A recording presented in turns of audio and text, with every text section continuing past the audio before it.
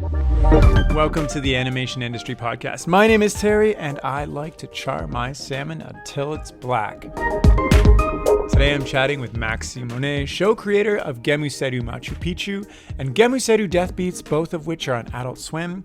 A little bit more about Max is that he works a lot and streams a lot, and overall is just trying his best.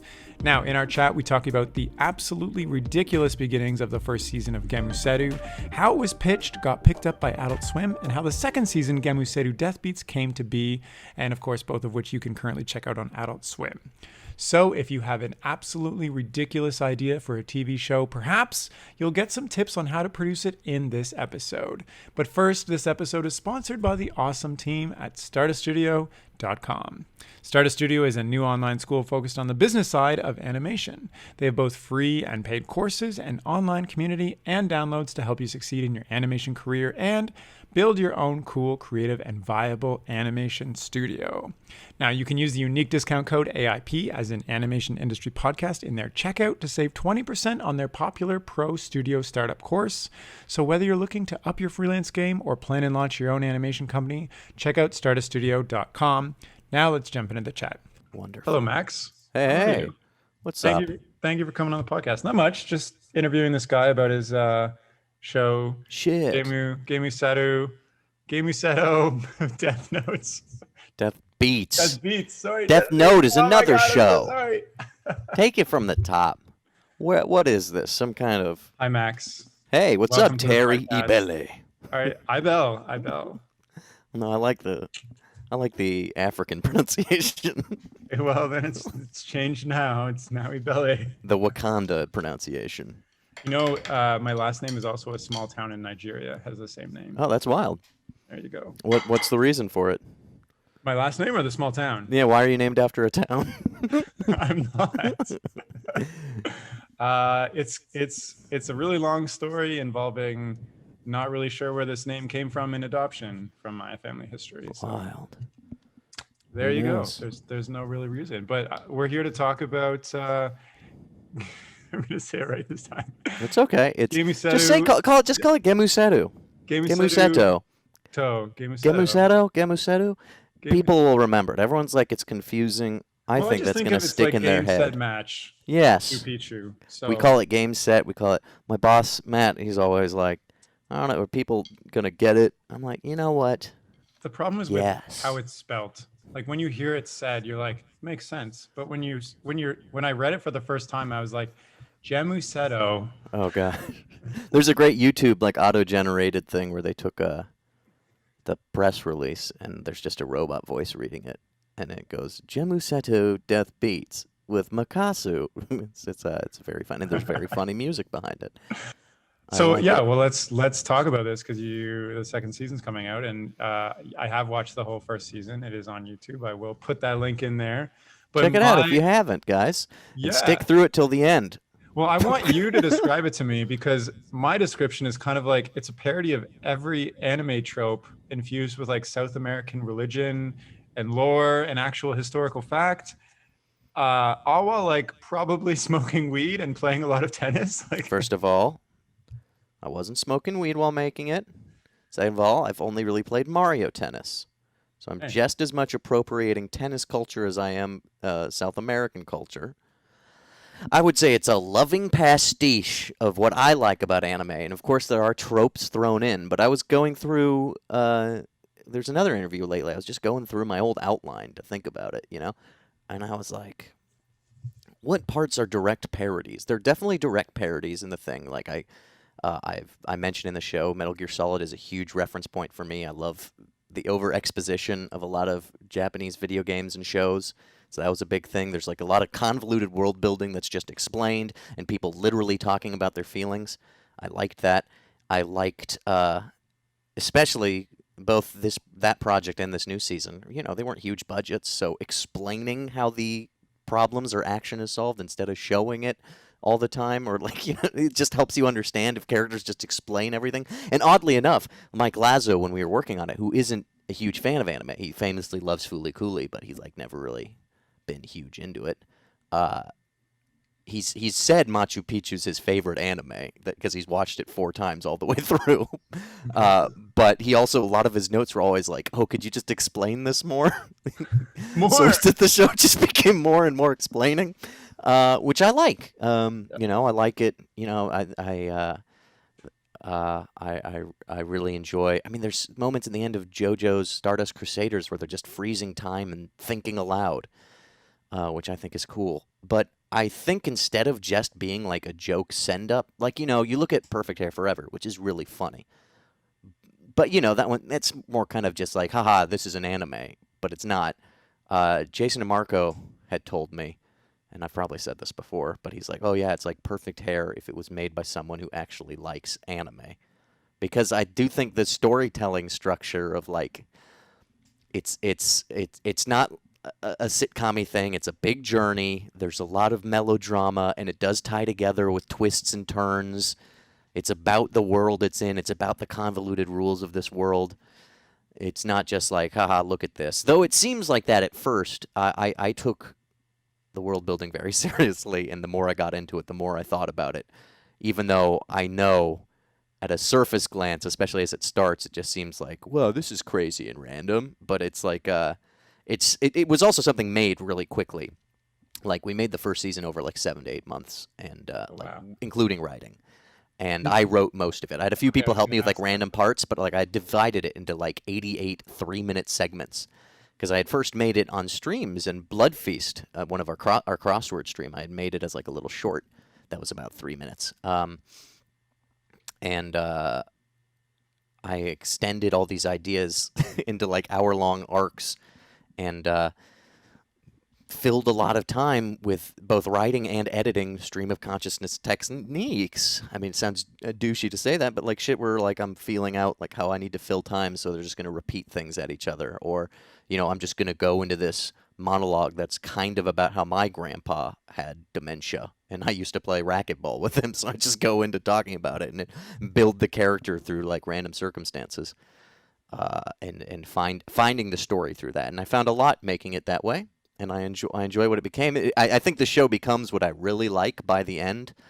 Like, I think the beginning's really solid, though it might alienate some people because it looks so wonky and crazy, and it's just right in your face. Hi, it just throws the premise right at you.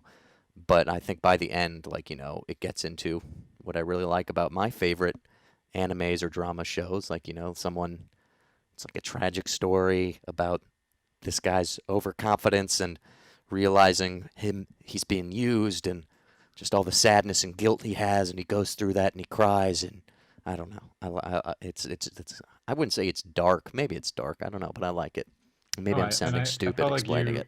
you did a really good job of like fleshing out those elements by the end too, because like when I first started watching it, I did feel like this is kind of random and silly and funny, and I like it. But then by the end, you're like, there's actually a pretty good storyline here, and it like you follow along and everything. So you said by the end it was the show that you wanted to make. So now with this, well, I found yeah, I found the emotional arc, and I found what the character's doing, and I found, you know, I just got to like experiment. Like, you know, there's something really special about the first season, whether people like it or not. Like, it is a different format. You don't see 3-minute shorts that go on for 4 hours without breaks. Like, if you watch it on YouTube, it's 4 hours and 14 minutes. You don't see that as a format ever. And it allows for so much weird shit. It allows for random music videos, allowed for a lot of cool collaboration.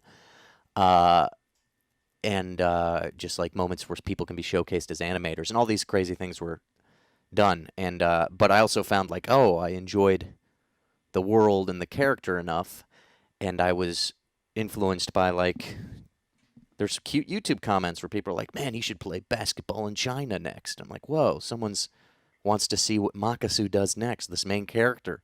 They're thinking about the world a little. They're thinking about the gimmick and thinking about playing with it and having fun. And that made me go like, oh, I want to do more with it. And so this second season, which went through a lot of revisions at the beginning, and I feel like in the end I kind of just pushed through by just making it. It's still also very cheap, even though it looks a little tighter and more uniform, and it's got some beautiful background art and beautiful drawings. And we've managed to spend a little more time on it. This second season is, I don't know, it's a tighter version, continuing that story and taking it to another place, and hopefully enough repetitive explaining of the circumstances that people can watch it without having seen the first one. But also, I recommend they watch the first one.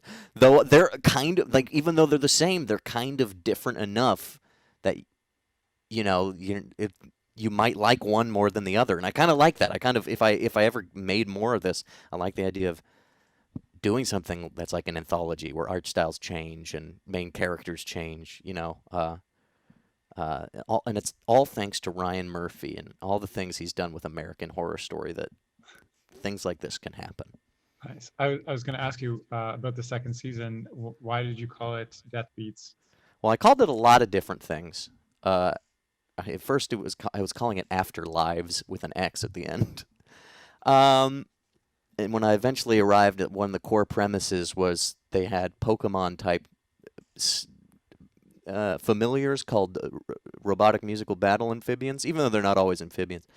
I was like, oh, there's a music element. So it was like Death Note, but Death Beats. And I was watching the show Death Parade at the time, which is this anime about like a bar you go to when you die and you get challenged to some weird game to judge your soul or something. So I was like, yeah, it makes perfect sense, too, that if at the end of the first season, spoiler alert, Makasu tragically burns to death at the hands of the sun. It's a lot like Dark Souls meets Incan mythology. And I like the idea. I'm not a spiritual person, but I like the idea that I kind of like touch on, even though it's mostly a lot of stupid jokes. But like, what are spiritual concepts in terms of their function over like their form, over what they look like, over the style, over even the messages of spirituality? What is the function of them? Especially when you look at older polytheistic things, it seems like a lot of deities definitely represent elements that are just part of your life. And in fact, I think when like areas get unified, they start collating their gods and stories into one god. Like, oh, 'cause this is all the water gods into this one, and this is all.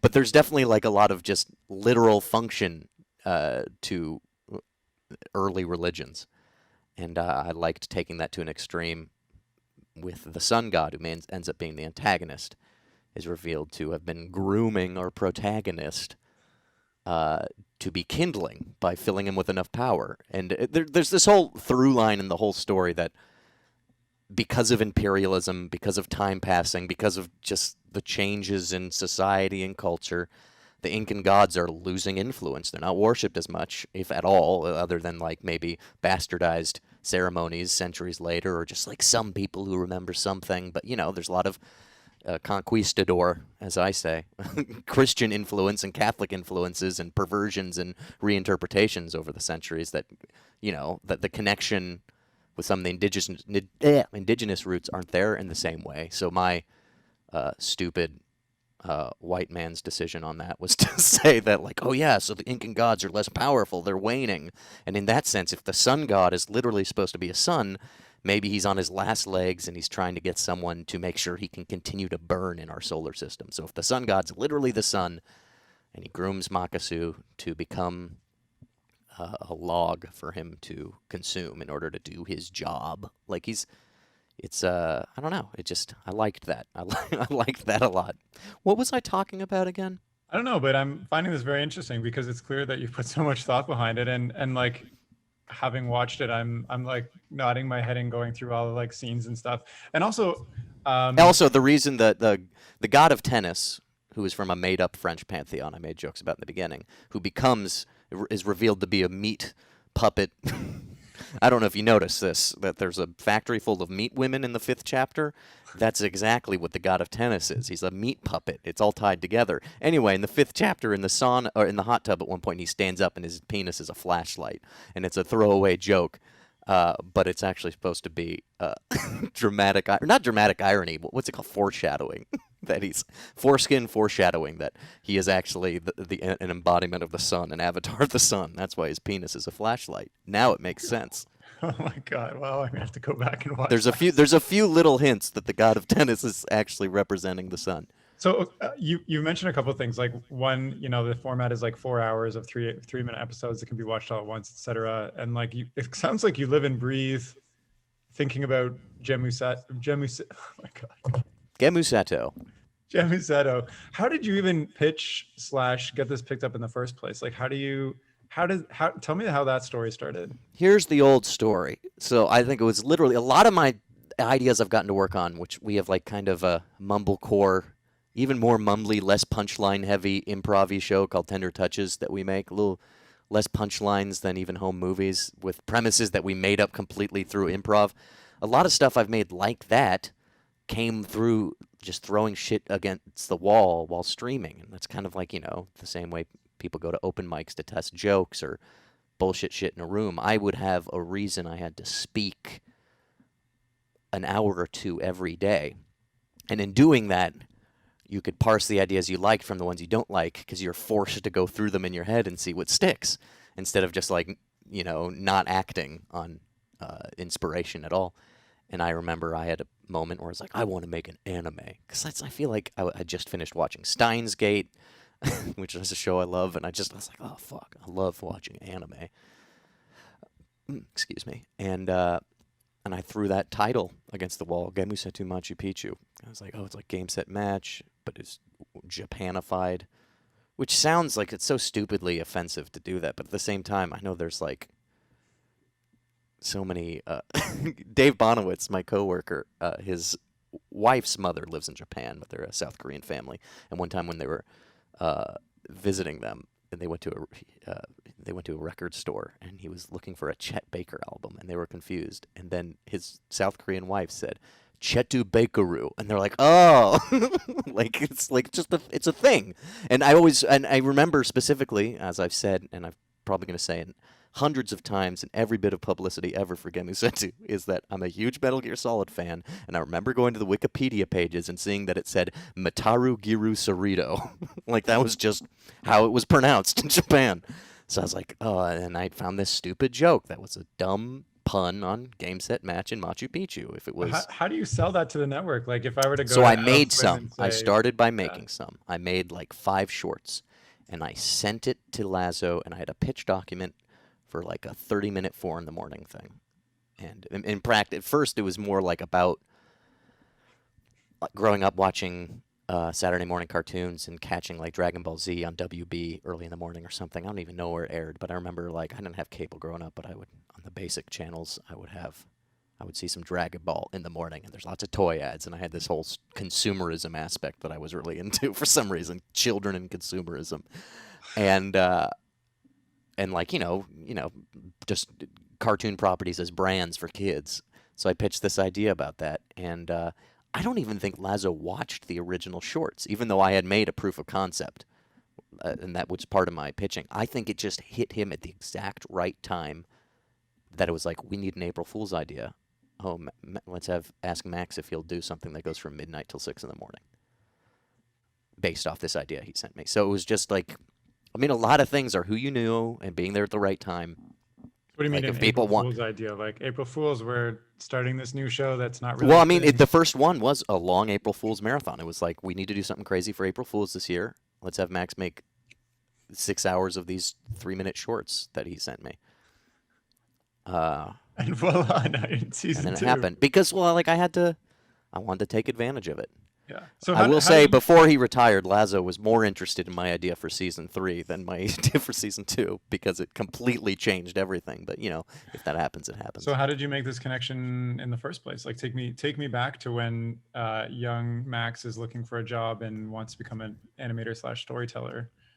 Well, I went to a place called Hampshire College, where you make your own major, and I did like theater and music and video editing.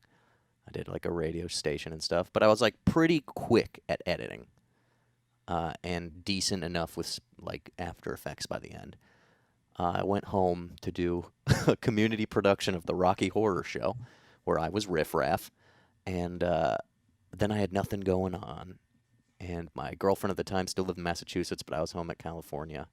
I was working in the movie theater and doing my own like one-man shows, and I was like, I want to try to do comedy. I need to do that more. So I like took some, I think I had $2,000 I had saved up, and I went to live with friends in New York.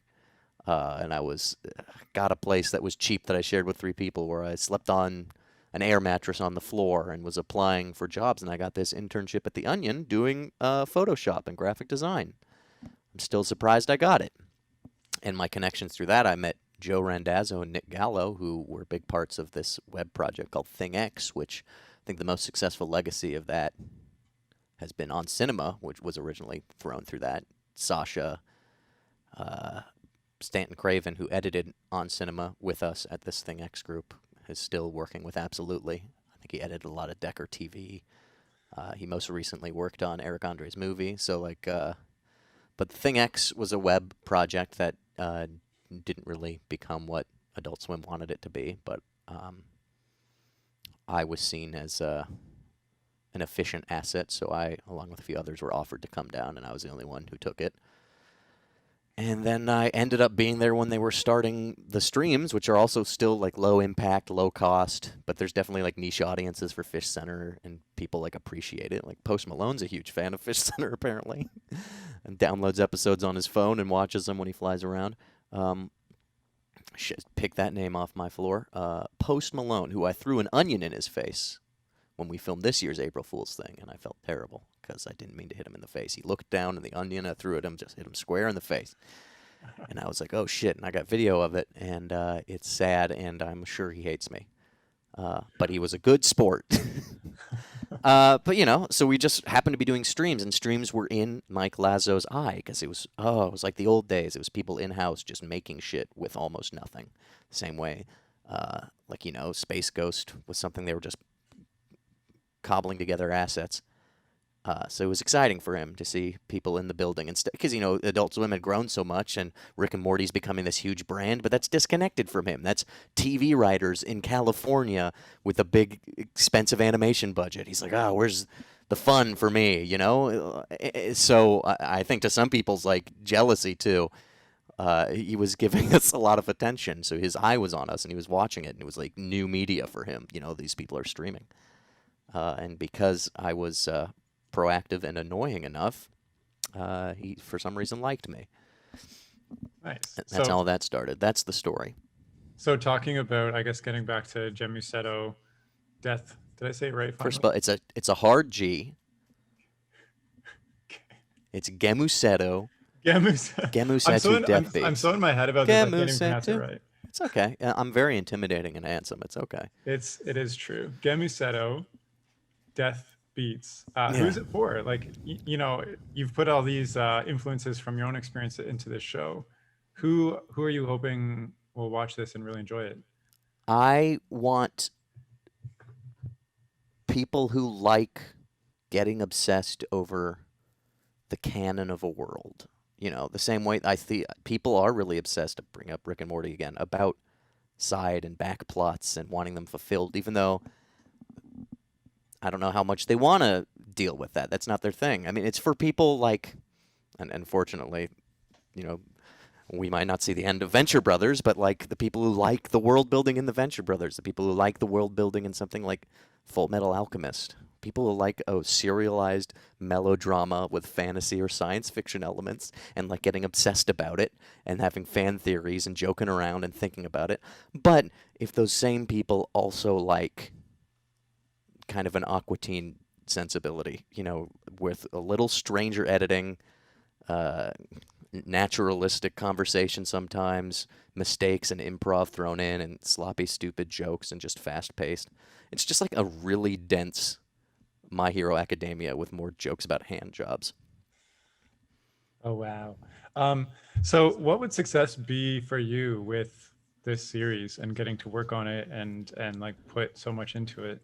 That's an interest, and I'll be up my own butt, and I'll be solipsistic, and I'll care. I would want people to be excited about it and be like, fuck, I like this. I would love to see more comments of like, oh, what's going to happen next with this character, or people making the little connections that I've put in there that make sense to me.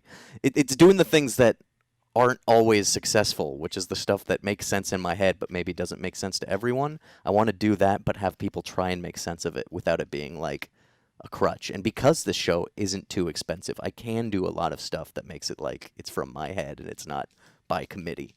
for better or for worse. You know, I'm not going to say that's the way you should always do things, because like that definitely I know working on it the weaknesses, but I also know the strengths. I know the things where I'm like, fuck, I like this, and that wouldn't have happened if we had workshopped a joke over and over with like 12 comedy writers, you know. But at the same time, you know, there's some story beats that are a little more confusing and weird. But also, I think that's part of the charm too. I mean, like, I've been referencing JoJo's Bizarre Adventure a lot recently because I binged the end of the Giorno arc, and I started reading the manga Star Ocean and finished that. There's a lot of sloppy storytelling in that. So I feel like the audience that I want to get, which is the weird intersection of like Tim and Eric fans meet anime fans that I hope exists. Like, I think they'll forgive or be into the sloppy storytelling. Where, like, when I'm watching JoJo's and I'm like, why aren't they focusing on this character as much anymore? Like, it just seems like he didn't have a plan and he's just found out where it's gone. You know, and I'm not saying I'm that sloppy. And I'm not shitting on JoJo's, but there's definitely, like, there's a vibe of stuff that, like, feels like it's from someone's head, you know? Yeah. And just kind of ends up and I might be completely wrong. JoJo's might be written by 50 fucking people, and I'm a moron. But like, it definitely feels like they focus on, like, they introduce characters who don't really matter, and you have fun with them for 4 episodes. Like the friggin' alien in Diamond is Unbreakable. What's the point of that guy? Why was he there?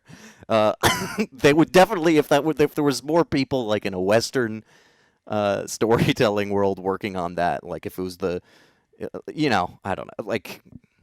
Even Lost didn't just have like a random 3-episode alien who just pops up one other time. So how many people are working on the show? I mean, obviously you have so much creative control, but what does it take to complete?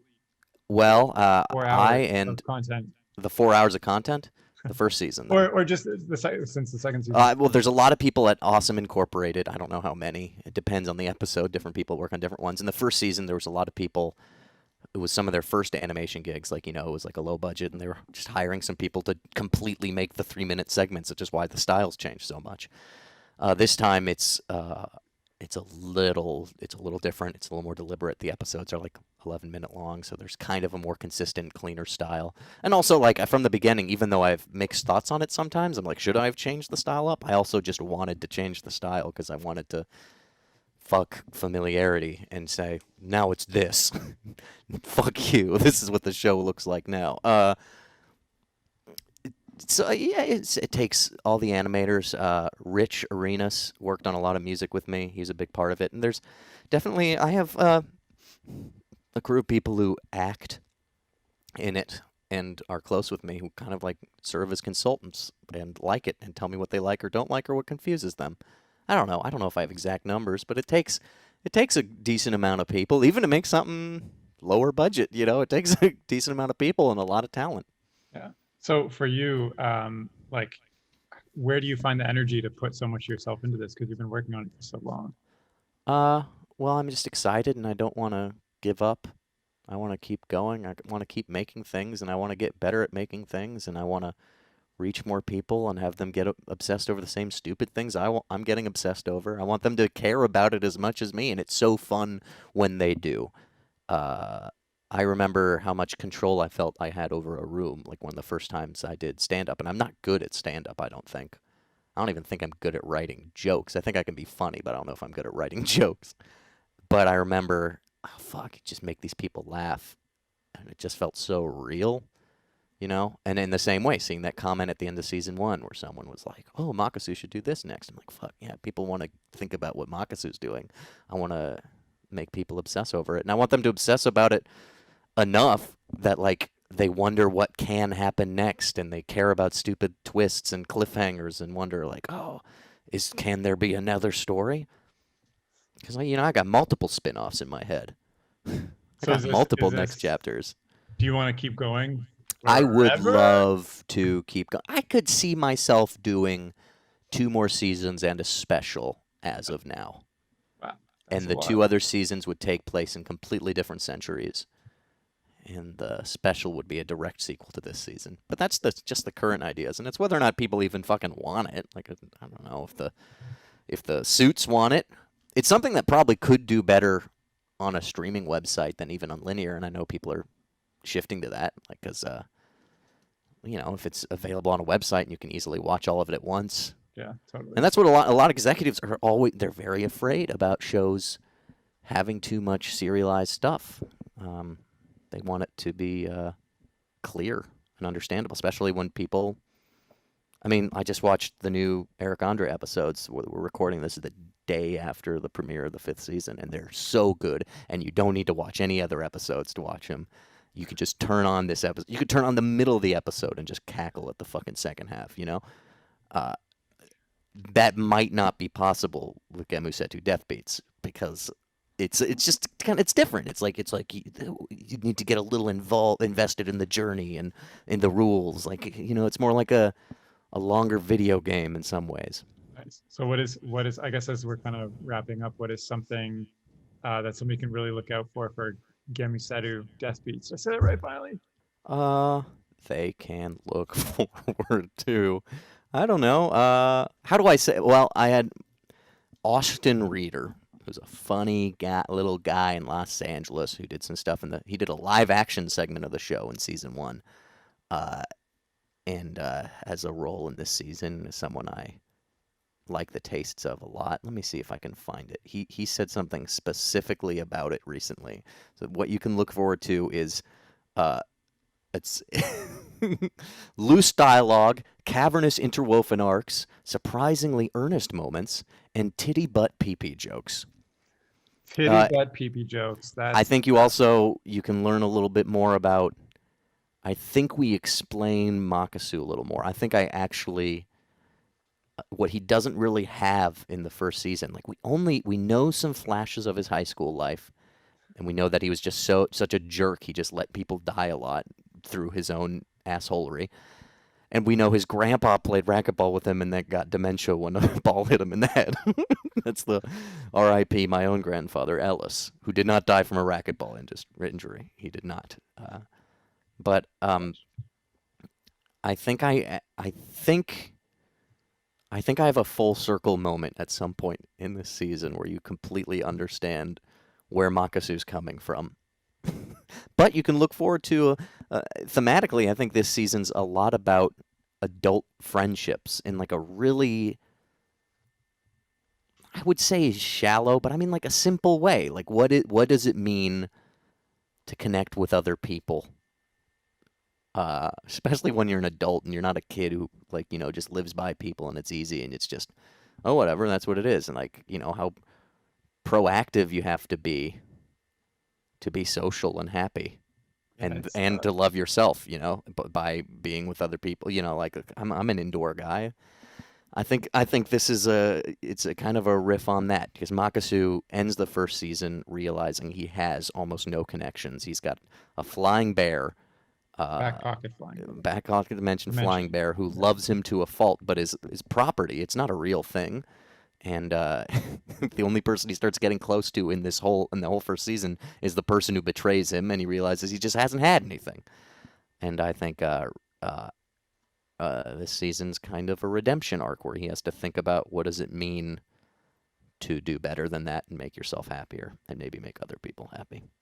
Those are some pretty deep themes. I don't even know if that's deep. I think that's just life. Those are some pretty normal life themes. These are some pretty normal life scenes. You go on it. Is there anything this interview brought to you by Zucca, an Italian aperitif that I picked. I was meaning to get pastis, which is the French anise liqueur. And I looked at it and I was like, I'm going to get that. And then I somehow came home with this instead, which I'd never gotten before and tastes like medicine. Well, there you go. And we have 3 minutes left before this meeting cuts out. Yeah, you have a fucking problem with that? Well, we can jump on another one if you want. Yeah, we're doing a second meeting. I'm just kidding. Is there anything else you wanted to share this week? Fuck. What kind of stuff? What's good stuff to share? What is your audience like? They are a lot of animators, a lot of animation aspiring people, students, and a lot of people that just kind of casually listen to this while they're working. Well, animation students and animators, I think you will see a lot of cool cheats. Yes. A lot of cool cheats in animation in this And season, every especially. style you can imagine. Actually, Well, while I was the watching styles change less this season. There's definitely like some off-model glamour shots. Instead of gross-ups, they're just glamour shots. Because, what I've liked about the anime style, too, is it's not just like a stage where people go around and you zoom in and out on it like Family Guy does that a lot. I liked the other angles, the dramatic shots, and the melodrama that the camera can add. And I don't know. I think it would be interesting to take a critical eye to the way I've directed and worked with the animators at Awesome and the way they've been produced to see how the little tricks we make to give oomph to cheap scenes. I mean, it's partly the backgrounds look pretty. It's partly like a common note I have for them is like, okay, we just need to shake the camera really hard and make it seem more intense and be deliberate with these cuts and do the timing right. And how much sound can just really carry the eye. I mean, I think this show is very much, there's lots of shows that are case studies for that, but this show is definitely, I know we have less than a minute, but this show is, there's a lot of, I think, cool little cheats in this show that still make it look cool, because there's kind of ambitious action scenes this time sometimes. Like, short, but hopefully that's cool. Yeah, I'm excited. I can't wait to see it. Is it going to be, well, the other one is on YouTube, all 4 hours at once. Is this one going to be uploaded to YouTube as well? Who knows? Who knows if they want it to be. That's our time. Well, thanks so much for having me, man. Thanks so much for coming on the podcast. And no problem. It was a pleasure. I hope I was one of the top 5 guests you've ever had. The top 5 for sure. 100%. This is episode 3. Well, thank you so much, Max, for coming on the chat. And if you're listening and you'd like to reach out to Max, you can do so by following him on Twitter under MorningJazz69. And he said if he reaches 50,000 followers, his mom promised to pay for his Xbox Live subscription. So go follow him. And of course, please go check out season 2 of Gēmusetto Death Beats on Adult Swim. And that's all for now. So thank you so much for listening. Okay, bye.